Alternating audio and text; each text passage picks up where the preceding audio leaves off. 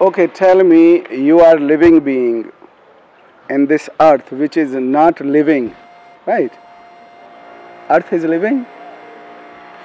On the earth thing lives. Earth itself is a non-living being. Do you understand that fact?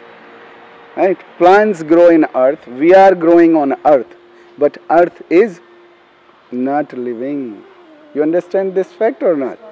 Yes. Then I have to talk what is living and not living first. Sun is living and non-living. So what is non-living? And what is living? What is the difference?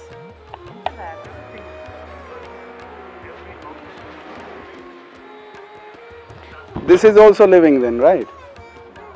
Why you say no? Because you need to give it energy. But this is all molecule here and same in earth. What is the difference? This comes from earth, right? All earth. Then, huh? Everything. It is also coming from earth. This is also from earth, then everything is living. Otherwise you accept earth is non-living. If you say that is living, then this is also living. Then this is living, this is also living. Correct? So tell me, earth is living or not? Clear it. Yes, it's living. Then this is living too. Yes. Tell me, this is living? This is made up of cells? This earth made up of cells, guys. Every living being have cells. Now I'm coming slowly to the science. Do earth have cells? Cells.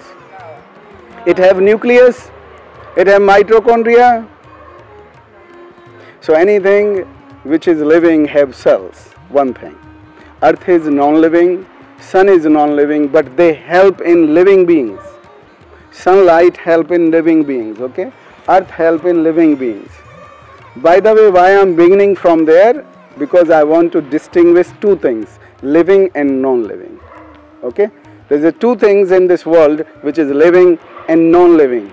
And you must understand first this basic thing. Otherwise you will not understand the next statement. So clear?